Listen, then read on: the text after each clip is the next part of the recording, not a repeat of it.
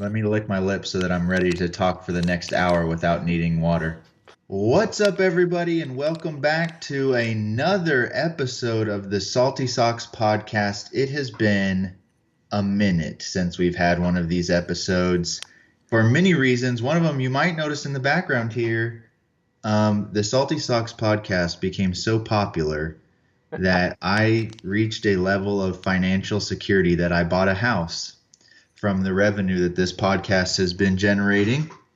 And so for the last month, 2 months, there's been a lot of stuff going on, and but we're happy to be back here for another episode. Today, Joseph, What? we are going to be talking about everybody's favorite Star Wars movie.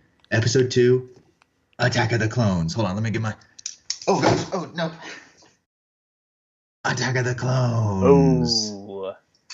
That may be the only actual physical clone trooper ever created.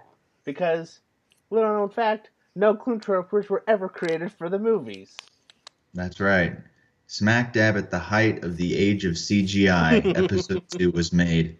I'm just glad, All right. Sean, that you still want to talk about Star Wars, because it's been so long. I've just been having to talk about Star Wars to myself, and that's no fun. Nobody wants to watch that. It's a very interesting phenomenon because a couple weeks ago you asked me, hey, let's do another one of these, that you get a lot of comments asking when we're doing the next one. And I said, that's funny because no one ever asks me when the next one's coming. I don't think anyone on my side of the spectrum cares that I'm doing this, but you get a lot of support from your friends and family for this. So, yeah, I guess I need to be a little bit a better marketer to my friends and family about the podcast. But that's okay. We all have things we can work on, just like making Episode 2 a better movie. Yep. Shall we just start from the beginning? Let's start from the beginning. We're talking about all of our likes, our dislikes, a full recap of Star Wars Episode 2, Attack of the Clones. Let's start from the very beginning, Sean. One of my biggest problems... Well, I always use such hyperbole in these videos, I feel like. One of my problems is shown right at the beginning, the disguising of Padme. We start off flying into Coruscant, and her handmaid, well, I guess, I don't know if it's really her decoy, because she's a senator now, is killed on the landing platform. Later we learn it's by Zam, the bounty hunter. I just don't quite understand the whole idea of Padme having a decoy. Well, I understand the need for a decoy, but I don't understand how terrible Padme is at utilizing the decoy. Yes, I could not agree more. First of all, the movie starts and you get I think a pretty cool shot of the Naboo cruiser coming over Naboo or Coruscant and through the clouds. So the visual is nice, but like you said, a decoy again, like really original. We did this in the last movie, right? And it didn't really work in the last movie either. It was weird.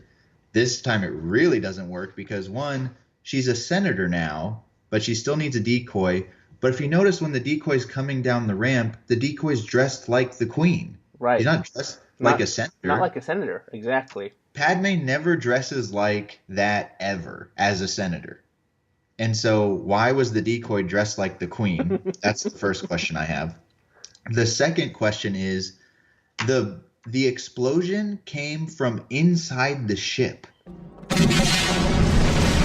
Exactly. Which makes me think that Zam planted the bombs inside the ship somehow. It wasn't like the landing pad had bombs on it. It was inside the ship. So why didn't you just blow that up in the vacuum of space and make sure everybody dies on that ship?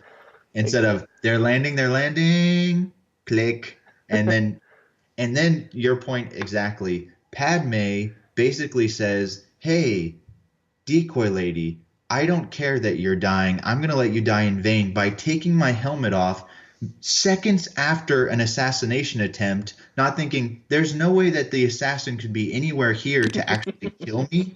So in this really safe space, I'm going to take my helmet off and go, oh yeah, I'm actually here now. I'm actually the senator. Corday. Lady. So sorry. found you, Senator. If anybody around here is looking to assassinate Senator Amidala, it's me.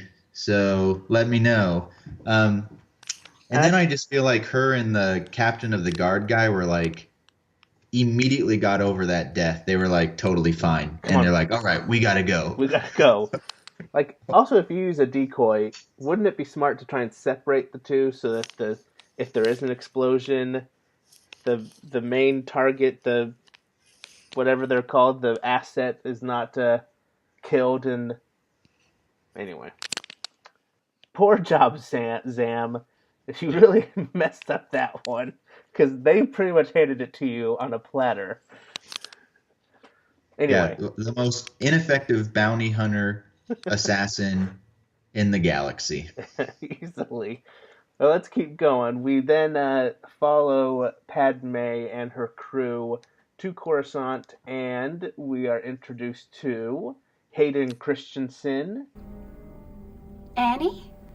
My goodness, you've grown. The Padme Anakin interaction is just so terrible that you're like, what is happening?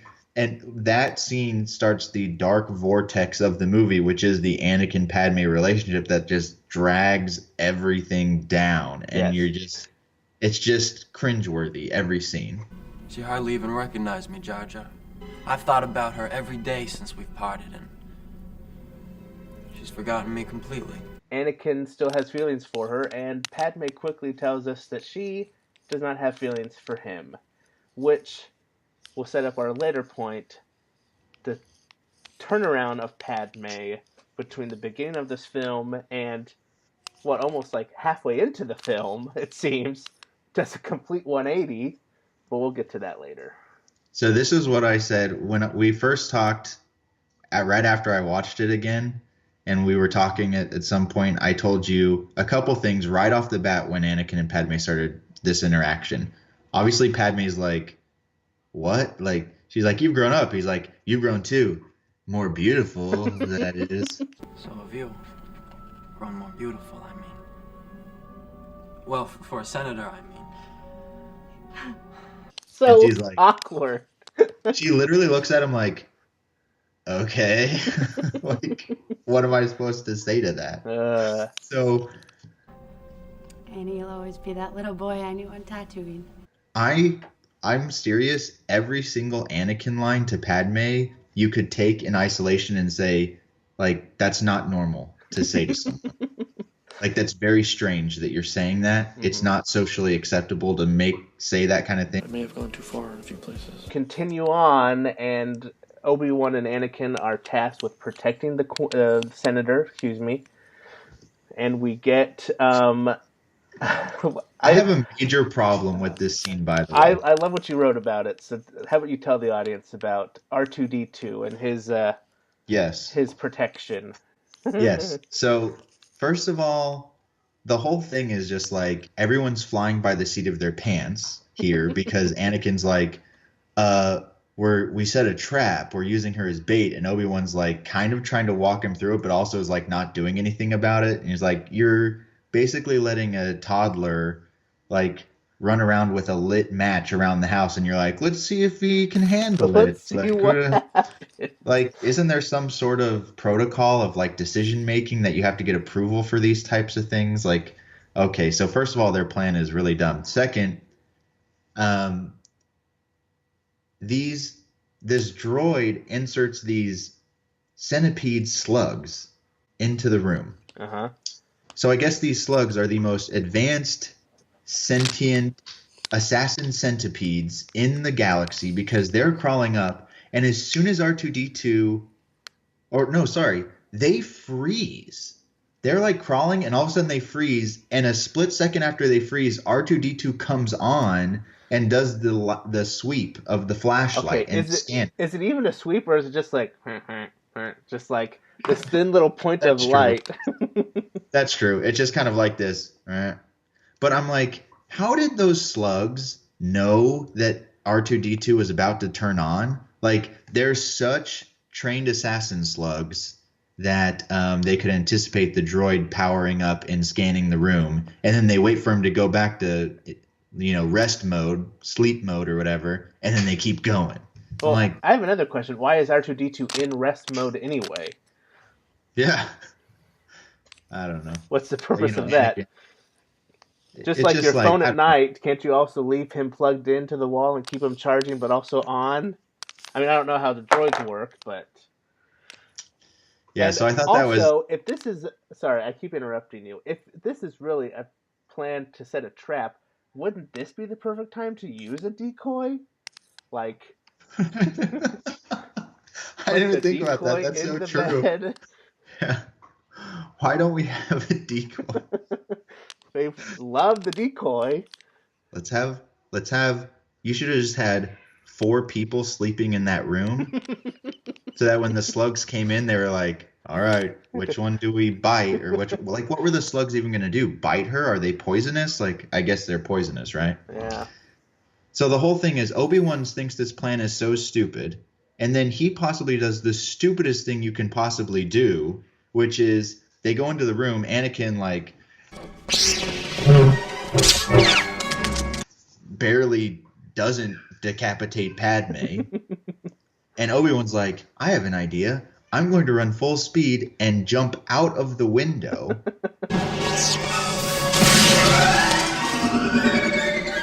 And I'm like, he must have used a force jump or something, I think because so. there's no way that just running at human speed you can break through a window at that velocity and grab on. Catch onto the droid. Which then starts a sequence that, if I were talking, I mean, we're basically talking about everything negative about this movie, but we're technically supposed to be talking about what we would change. True. This is the first thing I would change. I would just cut the entire scene from him jumping out of that window, cut the entire car speeder thing, cut the entire driving through the power coupling thing.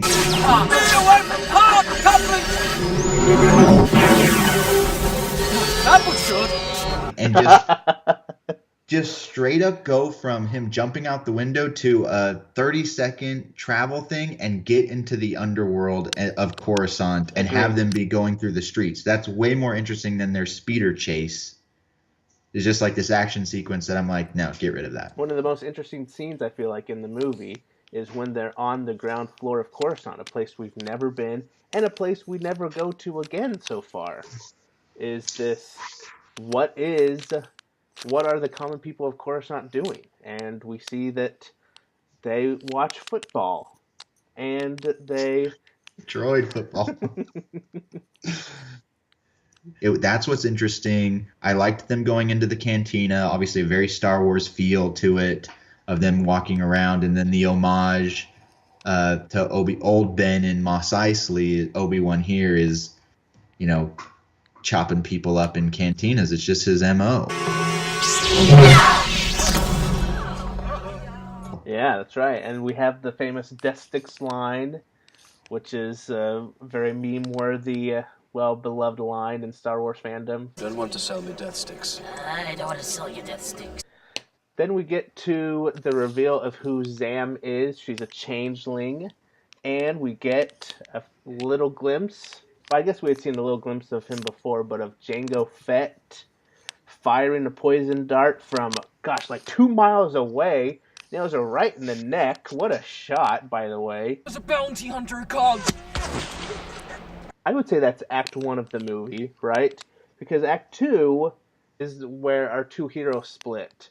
Anakin goes with Padme to Naboo. Again, she's going into hiding. And where is she going in her hiding?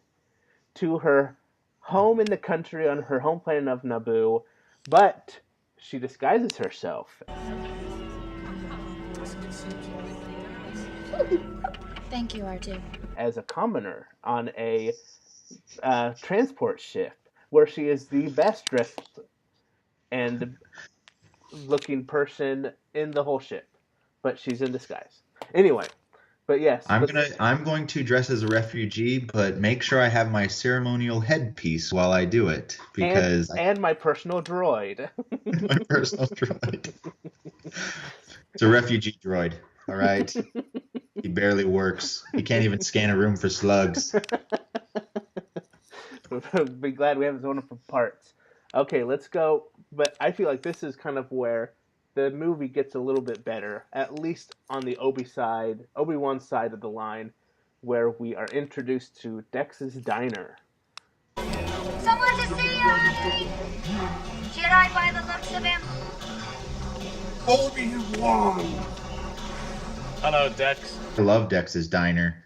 I like what I like about it is it helped me realize that Jedi aren't just always on missions all the time. Like they have to have some sort of downtime, and Obi-Wan clearly like has been in that diner a lot and knows Dex and has a relationship with him. So it makes my wheels turn like, I wonder what these Jedi Masters do when they're not on assignment doing something. Mm-hmm. It's like they have free time. Like, what are they doing? And Obi-Wan's going to Dex's Diner. I like that. I liked that it was kind of like this. Obi-Wan has this connection and this kind of rundown diner. It just was funny to me. Before we see Obi-Wan get to Kamino, we see Anakin and Padme at the lake house on Naboo. Uh-huh. And the iconic meme of Anakin describing his feelings for sand. I don't like sand.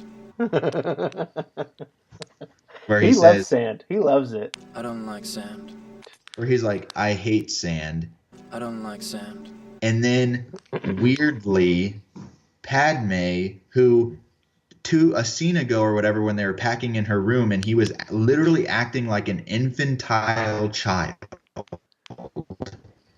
complaining about Obi-Wan, and she'll look at me that way and he's like all up in her grill like, well, like what do you mean? She's like, it makes me uncomfortable.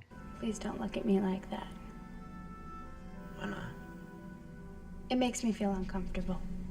So she's like totally shutting him down, and then all of a sudden they're on the beach and the lake house at Naboo, and he's like, I hate sand. I don't like sand. He starts stroking her exposed shoulder, and she's just like giving him the come hither look all of a sudden. I'm like, where did this Exactly. all of a sudden? And he goes in for the kiss.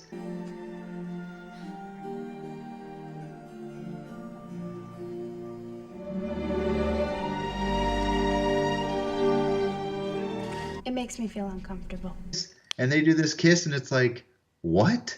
He has done absolutely nothing to charm her, like at all. I don't like sand. Nothing. It is so bad.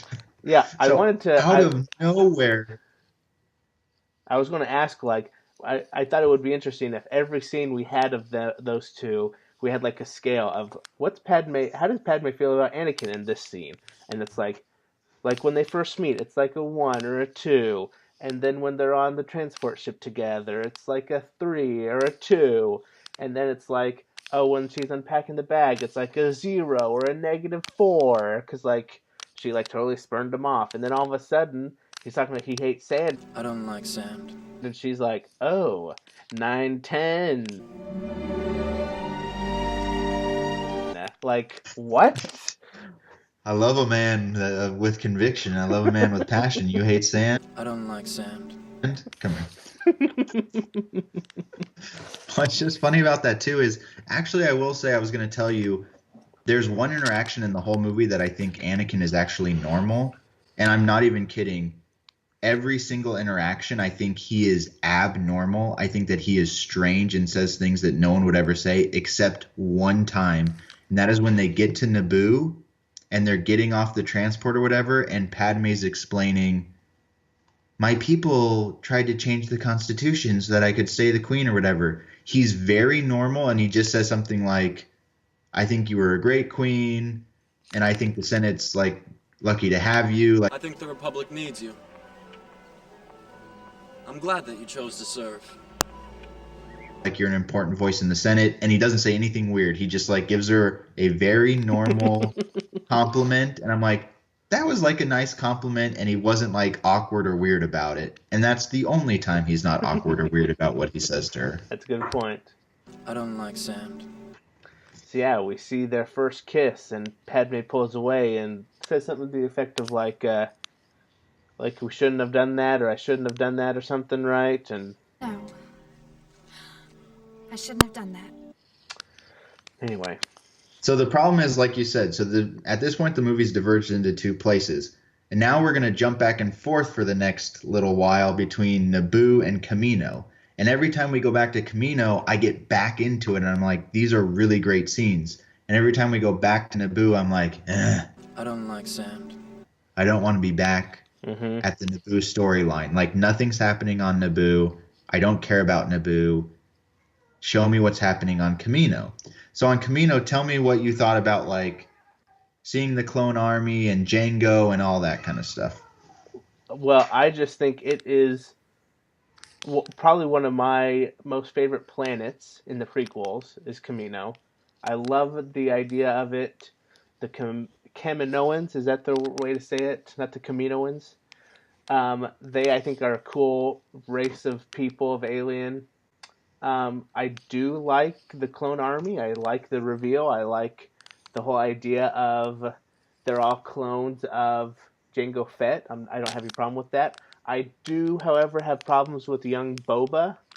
I mean, the iconic villain that he is in 5 and 6 is kind of lessened a bit when you see him as a child and he goes, "Yep." Yep. And That's about as much as he says in the original trilogy. that's true. But I mean, it's the same thing with the young Anakin, the young Darth Vader as a kid. You're like, I don't really like seeing this cool guy as like a little infant. Anyway, I actually disagree. That's where I'll disagree with you. I actually wanted more Boba Jango development. I think that jumping way ahead, when the scene between Jango and Mace Windu on Geonosis, where Jango ultimately dies, could have been a lot more of an emotional buildup if we had more interaction and scenes between Boba and Jango and more development there. And so I would have liked to see just more interaction in general between Obi-Wan and Jango before the fight, like kind of a more battle of wits, more like having to dance around what they're saying to like get their message across type of thing, and then more Jango Boba. I wanted more of both of those relationships. that's a good point. Yeah, when they're talking to each other, they both know who the other is, but yet they don't want to say anything quite yet and show their hand. Which is just so great to see Obi-Wan in that sort of using his mind to try and best another person. Ever made your way as far into the interior as Coruscant? Once or twice. Recently? Possibly. That's great. Are we jumping back to Naboo now? Should we continue with Camino? No, let's jump back to Naboo because we get to what I lovingly call the fireside chat. Oh, wait, before we get to the fireside, we get the floating mango, right?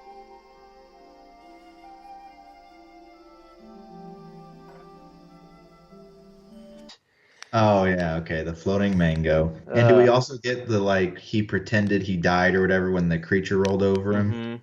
And the rolling?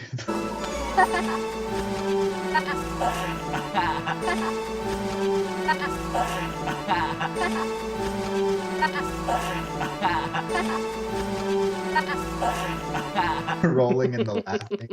Like, oh my gosh. Like, but yeah, okay. let's get to the fireside chat. Ooh. So here's my thoughts on the fireside chat. Okay. Some hot stuff going on there. Literally the culmination of terrible Padme Anakin scenes. It's like, how did we even get here? How did we even get to this point? Time out. Didn't she just say that, like a day ago on Coruscant, that little Annie...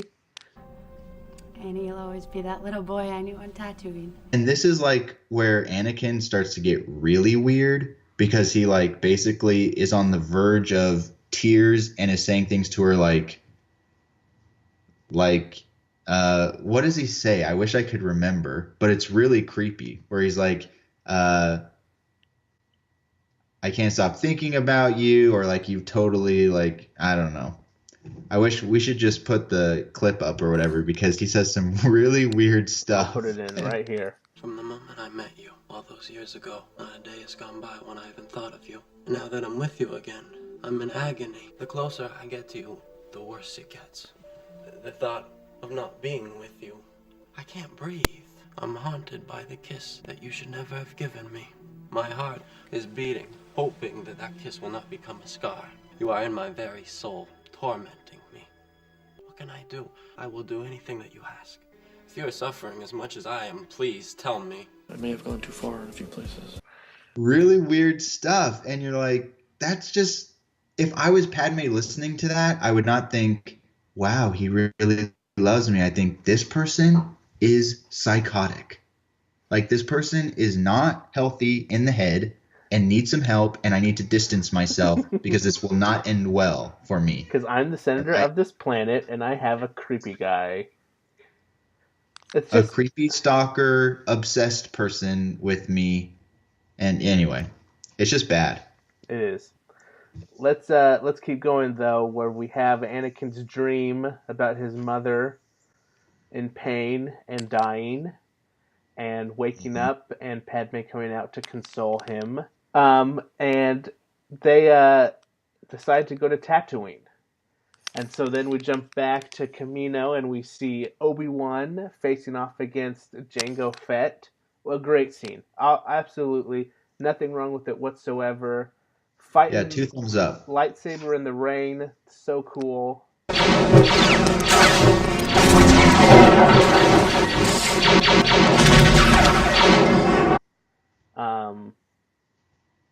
Nothing bad to complain about there. Yeah, I liked it.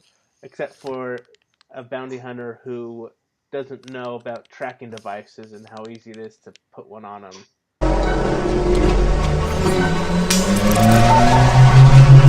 Anyway, that's it. I feel like, why are they always using tracking devices? I feel like it's so easy to put on a ship. Well, here's my bigger question. Obi-Wan puts on the tracking device, and I don't know the science behind tracking devices in the Star Wars galaxy. Maybe you have to be within a certain range to keep the signal. But I'm like, why would you follow so closely behind yeah, so that it nullifies that you're secretly tracking them? Like, if they can see you out the rear view mirror of the Slave One ship, then you definitely are following too close, Obi-Wan. If you're coming out of hyperspace 3 seconds after they did at Geonosis, you're doing it wrong. That's not because how that literally, works.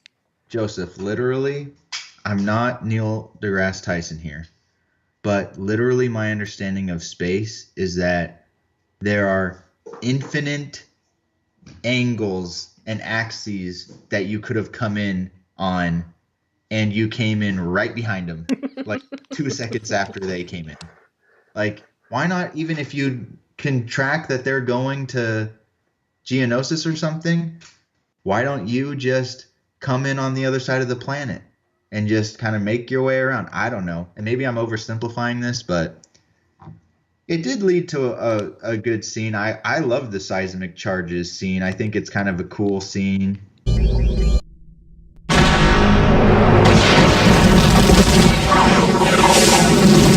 The asteroid belt. I mean, it's kind of short, but I liked it. Yeah, I liked it too. So now we've got Obi-Wan on Geonosis. We have Padme and Anakin on Tatooine. We see the introduction of... Oh, what's his name? Lars? No. Yeah, right? Yeah, Cliegg Lars. Yep. Oh, we also see the return of Watto. Yeah. So this whole Tatooine sequence, I think, is fantastic. Mm-hmm. And I think it's the only sequence that I think Anakin and Hayden Christensen particularly has like some really good moments. There's some not good moments, but for the most part, I think he's really strong on Tatooine in terms of his acting. and delivery of the dialogue. And I really like Anakin when he's on Tatooine. I think that's his best sequence for the character, for sure. Because it's the one place where he has like this emotional tie that we as an audience actually cares about. Because Right. he left his mother in episode 1, which was such a heartbreaking scene. Well, I mean, as a parent now, I think about it, I'm like, gosh, it's just incredible that she would just let him go. And, you know, George Lucas is trying to, like, manufacture this relationship between him and Padme, which just is not working. And then when he's going after his mother, you're like, okay, I'm back invested in you, Anakin. Like, let's go get your mom. Let's go get her. Let's make sure she's okay. Like, I'm back in caring about what you care about now. Yeah, and so when they get to the Lars homestead, and Anakin finds out that his mom's captured by the Tusken Raiders and he goes off, I'm like, this is his best scene when he's in the Tusken Raider camp. Yep. It's the best scene because more than even anything I see in episode 3, it's the one time that I'm like, this makes sense that he would tap into the dark side right now. Mm-hmm. Because it's relatable. Well, it's about saving a loved one. It's about love, which I guess is the dark side, is this love thing, doing anything you can for your loved ones. See, and that's the thing. I don't like that. I don't think it's love. I think that it is hate and revenge for what happened to his loved one. True. Because he couldn't save her. And she dies in his arms, and so the rage builds up inside of him. That's the dark side, is the anger and the rage and the hatred. It's not that he taps into the dark side so that he can like get her out of there and have enough power to like get her out. It's that he didn't have enough power, so he's so angry about it. And I just think it's really great. And this actually has one of my favorite Easter eggs that until I watched this time I had never seen before, and it blew my mind. After his mom dies and he comes out of the little hut, the yurt for the Tusken Raider, and he cuts down the 2 guys, and then he goes and the people come and he slices again, and when he slices it's like a technique, right, where it fades away and all of a sudden it's Yoda meditating. Mm-hmm. And right when you get to Yoda meditating, before you see or hear anything else, you hear a voice say, "Anakin, no." Do you know whose voice that was? Anakin!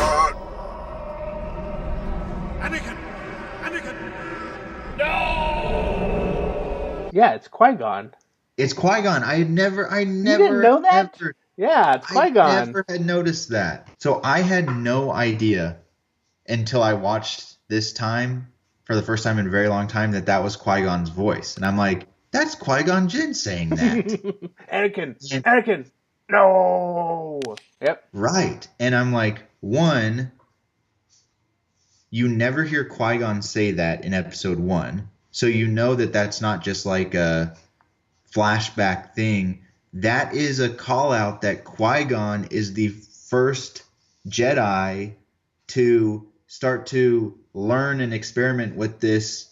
Continuing on after through the nexus of the Force and manifesting himself after death.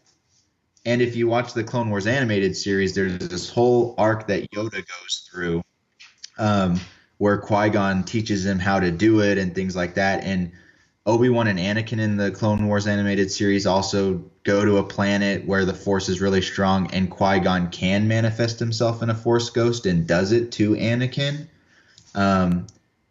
Anyway, so I just thought that was interesting that I'm like, I had never noticed that they kind of planted that seed right there that Qui-Gon has started to manifest himself through the Force. I love it. Yeah, I thought that was awesome. It's also a cool scene swipe that George Lucas does. I think it's like the lightsaber coming down is like the scene swipe, which he's famous for.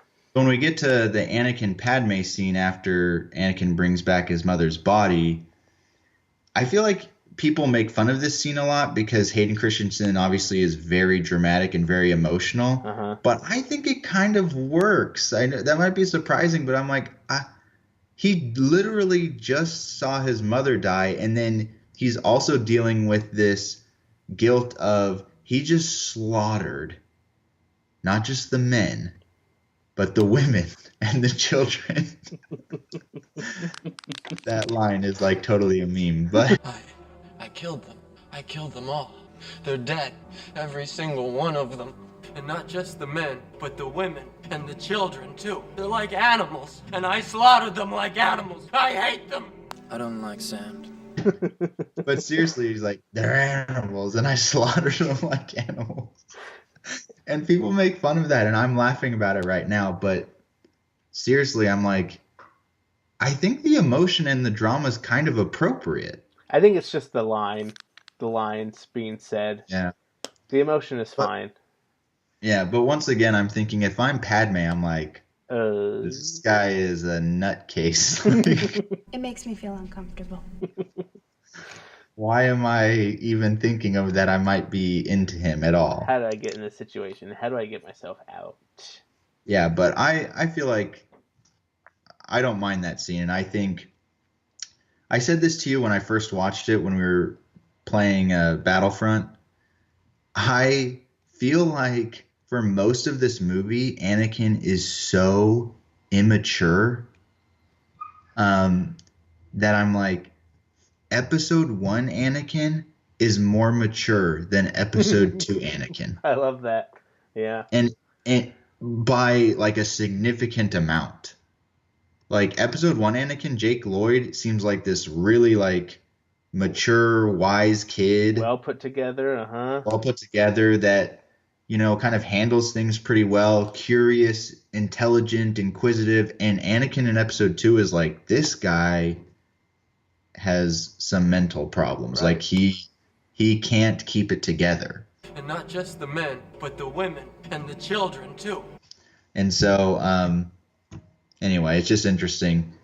I do think that Tatooine is Anakin's highlight, but anyway, so the next part that we see that I want to talk about is the Dark Lord of the Sith, Jar Jar Binks, mind controlling the Senate, granting Chancellor Palpatine emergency powers.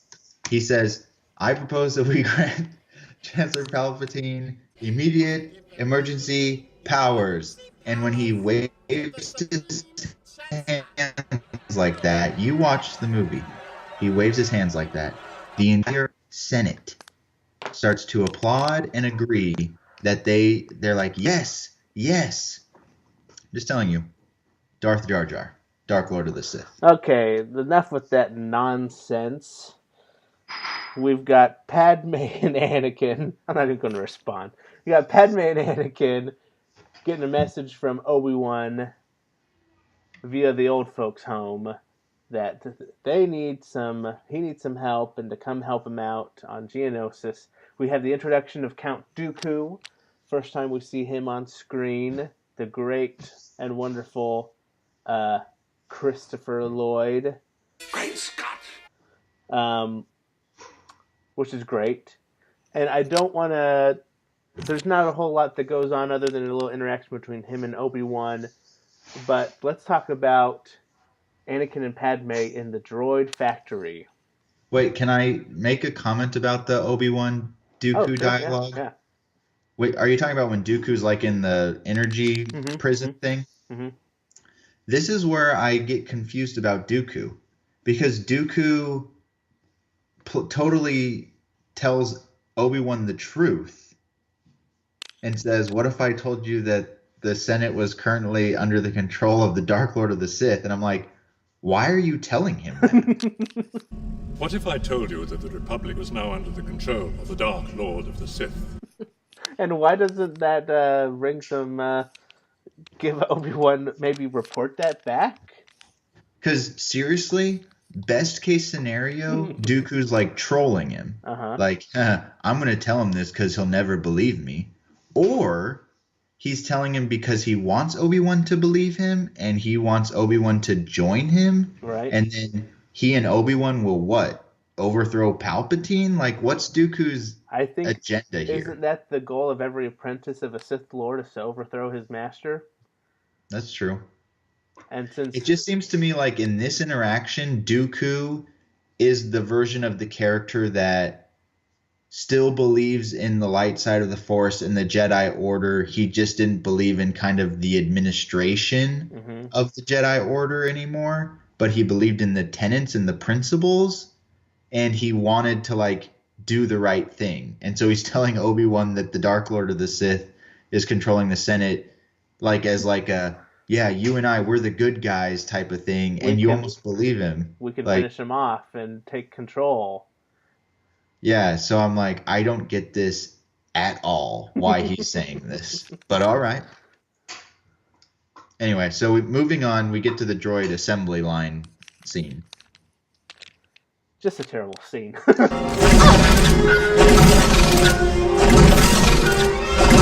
Basically had to run and just sort of like dodge things and sort of like jump and run. Let me just, I don't know if you can see this.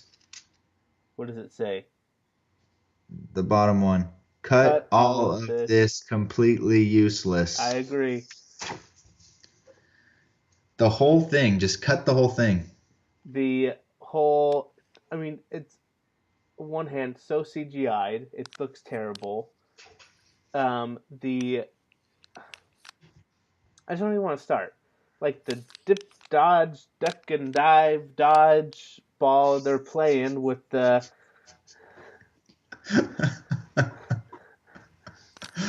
Oh, that's a great scene in Dodgeball. Learn the 5 Ds of Dodgeball. Dodge, duck, dip, dive, and dodge. If you can dodge a wrench. If you can dodge a battle droid, you can dodge a Geonosian. It's just... Anyway. It also confirms what I said in episode 1, which is I don't want C-3PO and R2-D2 in the prequel movies. Right. And I especially don't like C-3PO in this scene or in the Geonosian arena.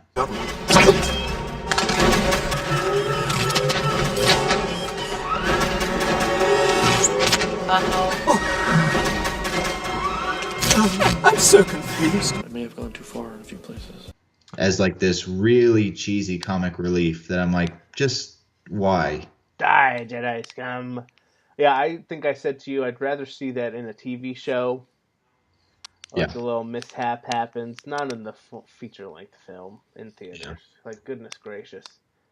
Did C-3PO actually kill a Jedi? I don't think so. But so let's get to the Geonosis arena now. Anakin and Padme have been captured. They're in the little chariot about to be wheeled out, and Padme, under just the psychosis and the mental strain of knowing she's about to die, impulsively confesses her love for Anakin. Yeah, she's about to be wheeled in, and she just confesses her love for him and says how much she loves him. It's just weird. It's just weird. I mean, I understand like a kiss before you go to your death, but telling him you truly, deeply love him, like, why? I'm not afraid to die. I've been dying a little bit each day since you came back into my life. I truly, deeply love you. Come to your senses! Once they escape, I'm curious if she's like, oh gosh, I hope he doesn't expect me to follow through with this now. I think she purposely jumped out of the LAAT or something. She's just like, I gotta get out of here!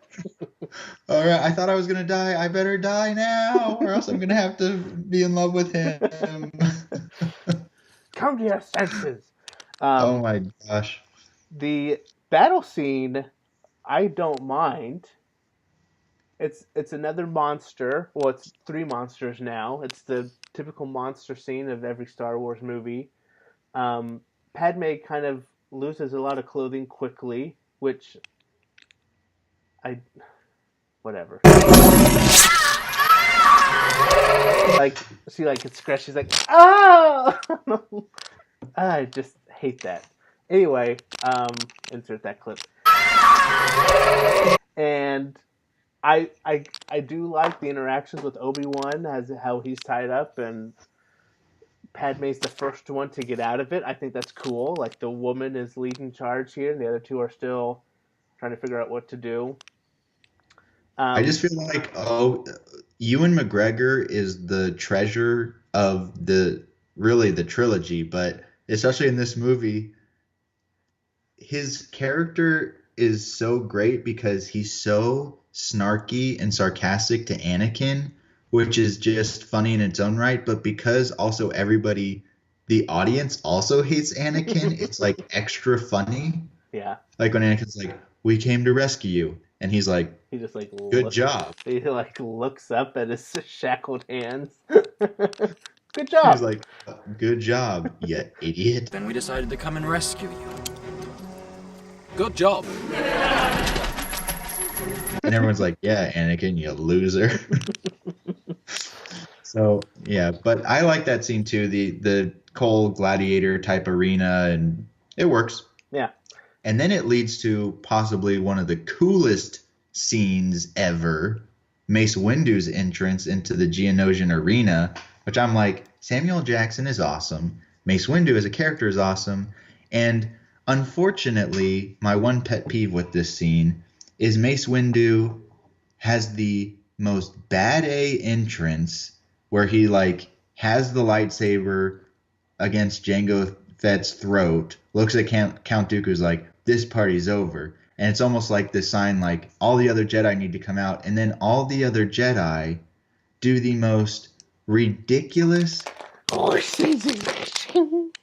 yes, the most ridiculous ballerina flourishing moves ever. And Mace Windu, I can imagine they pan back and him holding the lightsaber up still and going like this. Like, I lead with that and you follow with this? Like, this is who I brought. This is who I brought with me. Well, it shows. There's only like 10 of them left by the end.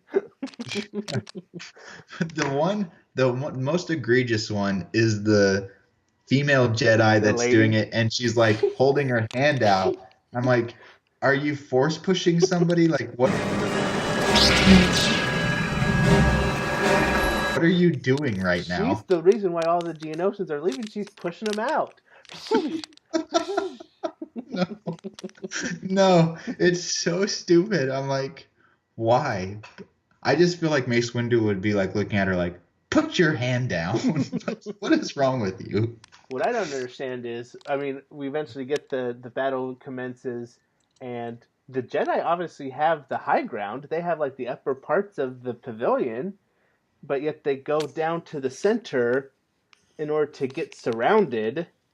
Like, I think a lot of them, go down there to get and form a perimeter around Obi-Wan, Anakin, and Padme, is what I think the reason is to get down there. Sorry, let me recollect my thoughts. First of all, the Jedi have to know that Yoda is right behind them with all the clones, right? Exactly. Why are they... Thank you. And so Mace Windu definitely isn't walking with much urgency down that hallway towards Dooku. He's like moseying at best. Mace Windu's like walking super slow, and then he ignites the lightsaber. This party's over. So it's not like he's like rushing because Obi-Wan's about to die or Anakin's about to die. But then they're all battling and these Jedi are dying, and I'm like, is Yoda like 15 minutes late? Like, what's going on that all these Jedi are dying before the clones show up? Anyway, but the clones do show up.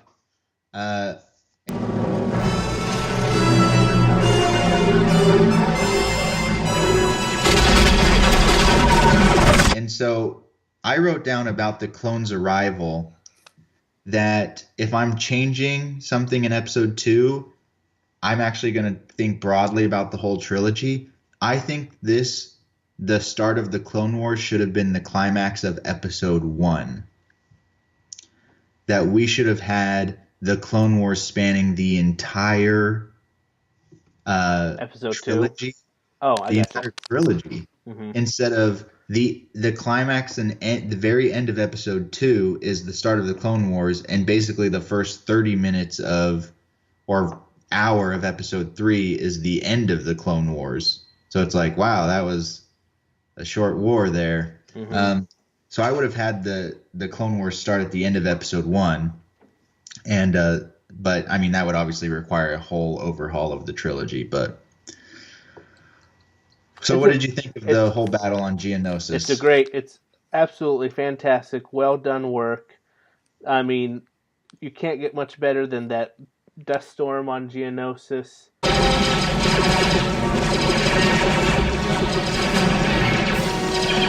The visuals, the laser fire, the around the perimeters, around the survivors of perimeter create, and just mowing people down with that turret gun, and it's fantastic. And following, I love the scene. For some reason, I just love it. Following the ship out of the arena, and it's like missiles are reloading, and then following it out to see a huge battle already taking place.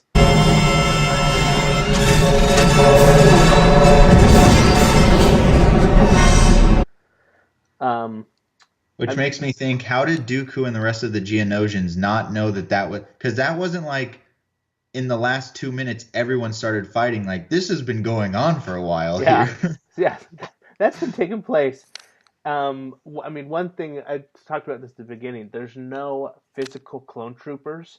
And I think that's kind of where a lot of these scenes could be better, in my personal opinion, is the interaction between the Jedi and the clone troopers always seems off. Like, the eye lines seem off, and you can just tell they're so CGI'd. Like, make 4 or 5 costumes and use those guys. Yeah. Because it's not like, I don't think it'd be that expensive for a $100 million budget movie to make a few costumes. Anyway, but fantastic work. Very well done. I love the new... I'm a big person about the new vehicles. The ATTE, the command ships of the droids that are going up. Very cool. The spider droids. Right. Yeah, the when the capital ship's going up and they're shooting the green energy beams at them and it falls out of the sky. That's an awesome scene that creates the dust storm, obviously. Mm-hmm. And then we follow Dooku. Well, we follow Padme, Obi-Wan, and Anakin chasing after Dooku. And Padme falls out. Anakin has a little hissy fit. We have a job to do! I don't care! Put the ship down! Obi-Wan says the greatest line to Anakin in the whole movie, which is "come to your senses," which somebody should have said to him at the beginning of the movie.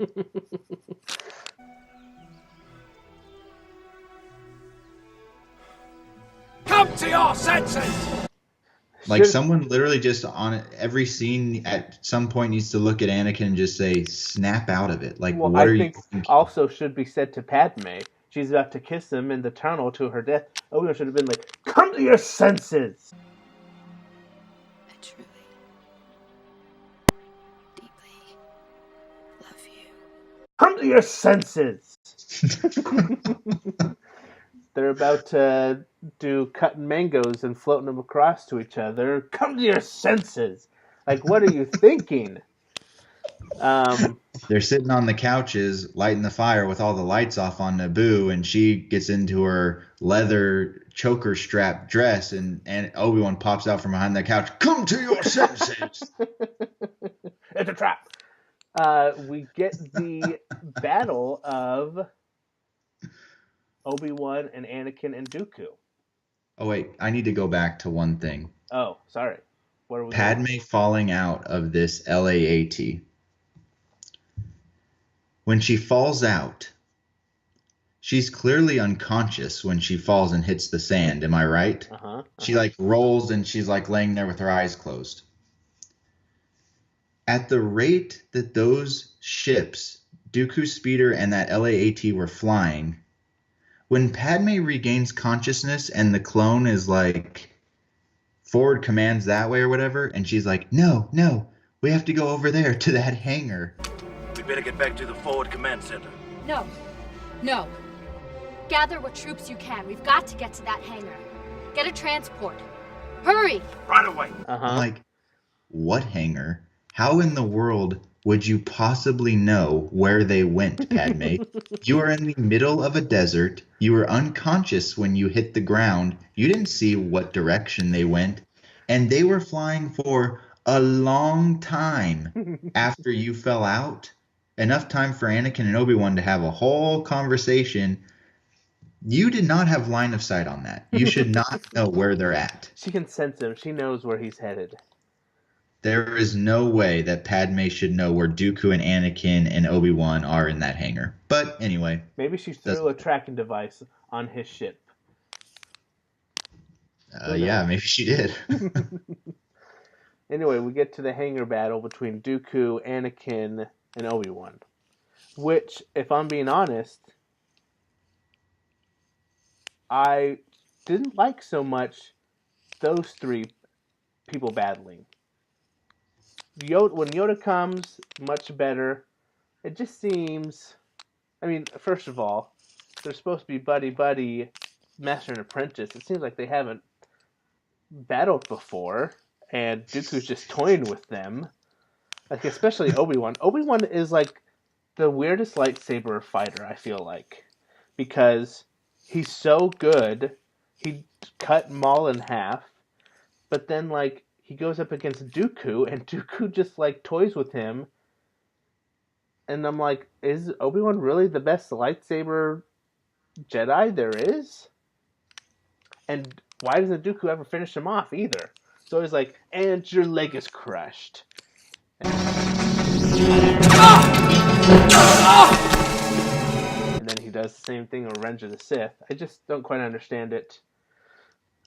So this is where I think Dooku confuses me again, because in my mind, I watch that scene and think that Dooku purposefully does not want to kill them. Like, Dooku's not actually interested in killing Obi-Wan, because I do think that Dooku loved Qui-Gon, and obviously knows that Obi-Wan was Qui-Gon's Padawan, and so feels some sort of connection to Obi-Wan enough to not want to kill him. Okay, I can agree with that, yeah. But I do agree with you, that whole duel is just kind of like, whatever. And like you said, more illustrates to me that clearly Obi-Wan and Anakin do not have like a trusting, like the Qui-Gon Obi-Wan relationship. It's not there. It's not there with this. Even the Dooku Qui-Gon relationship clearly was close. They're not meshing.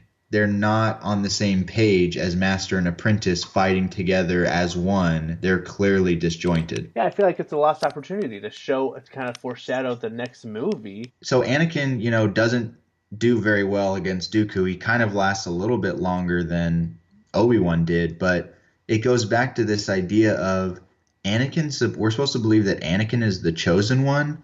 And in this entire movie, I don't really see him do anything that impressive with the Force.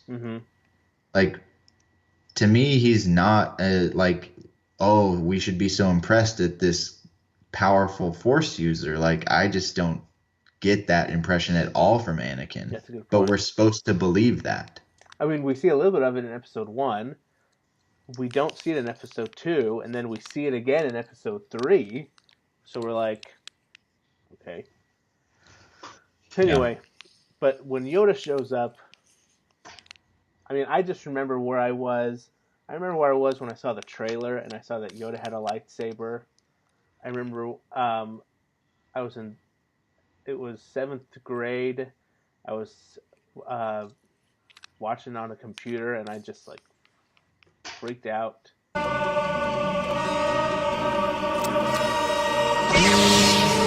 So cool. And, man. But, I mean, that whole fight scene with Yoda and Dooku is fantastic. I can see why some people think it's a bit silly. And I can agree with it. There's some over-the-top parts. There's unnecessary flips. And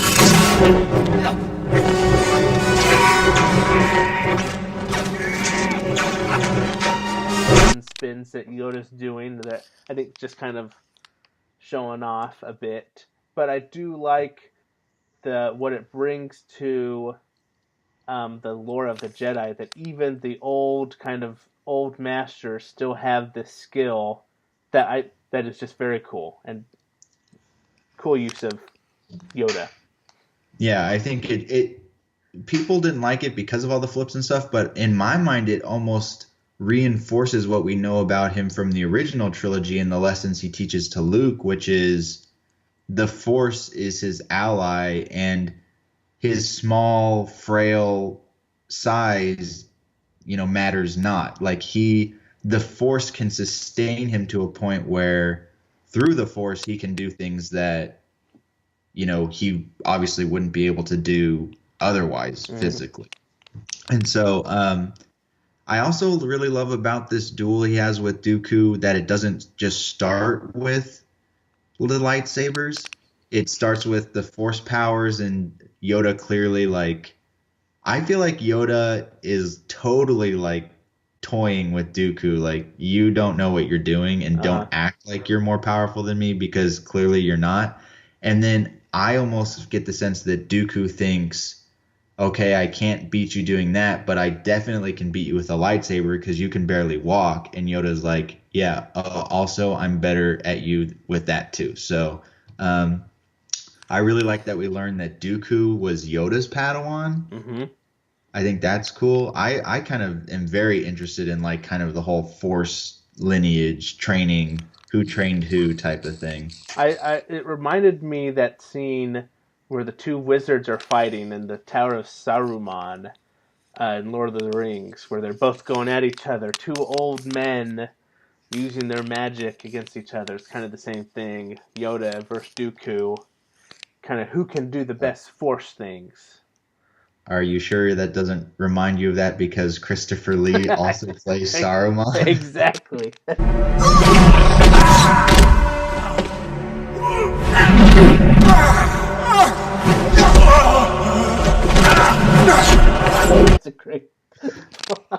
That's a great point.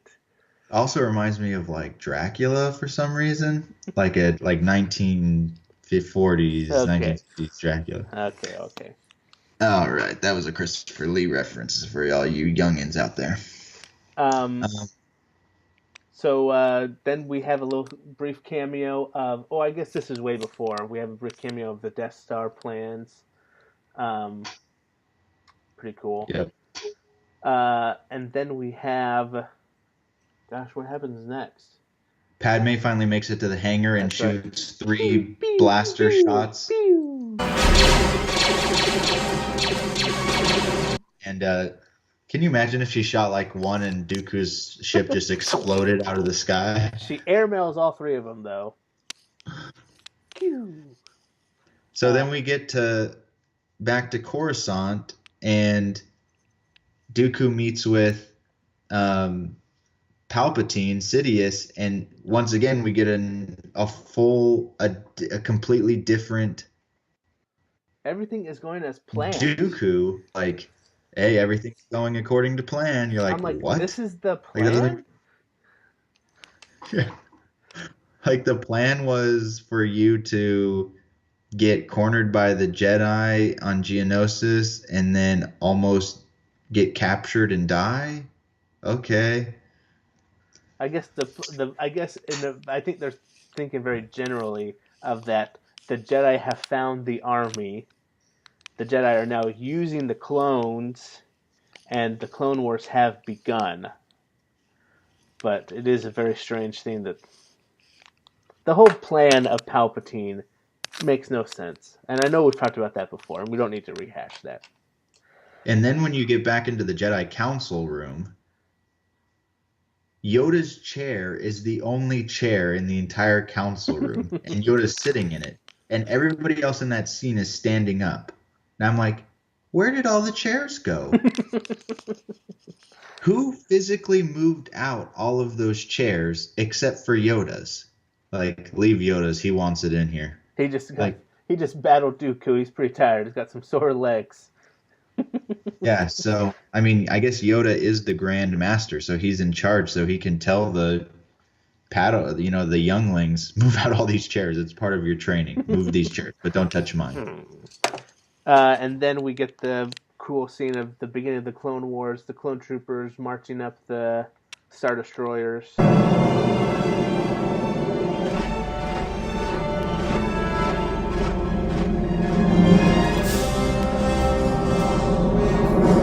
Very cool. Yep.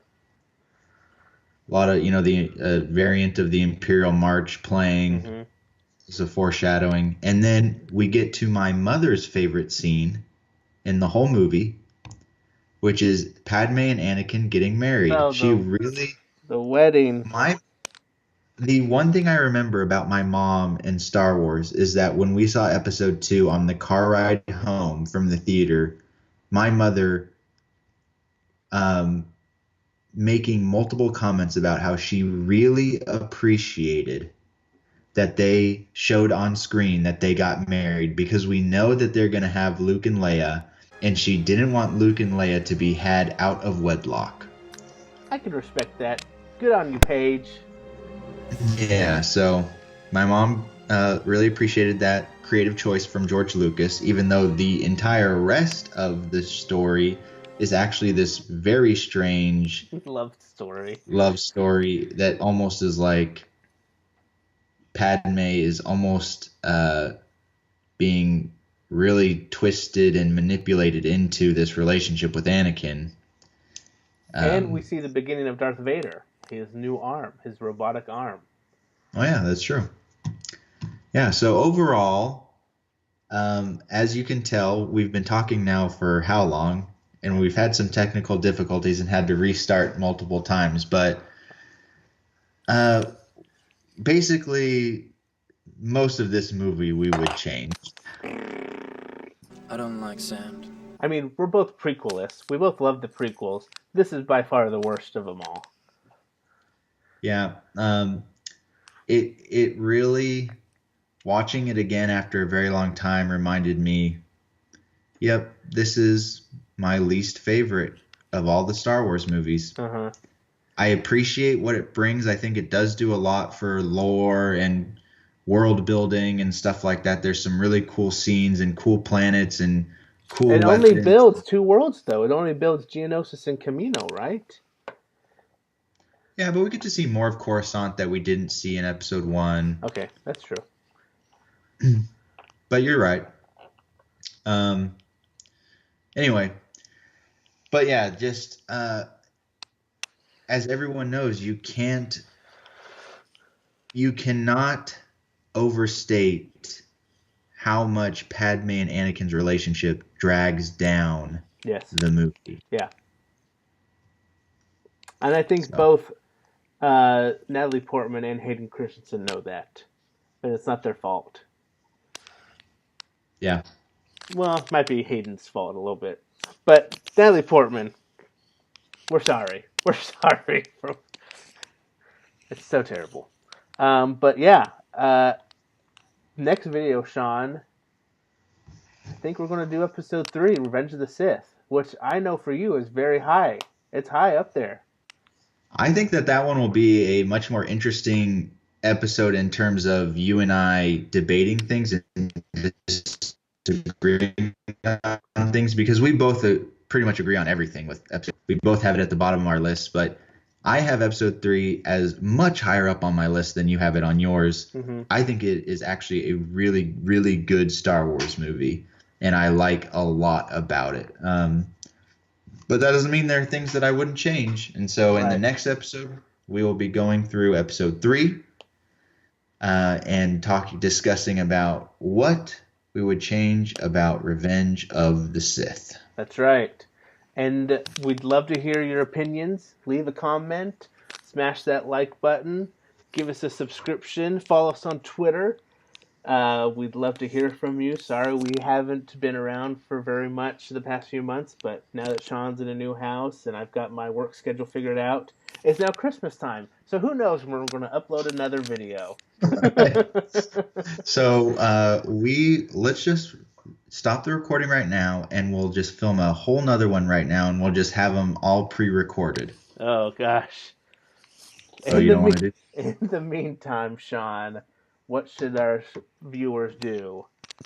One thing and one thing only. Keep those socks salty. That's right. Keep them salty, people. We love you. Bye.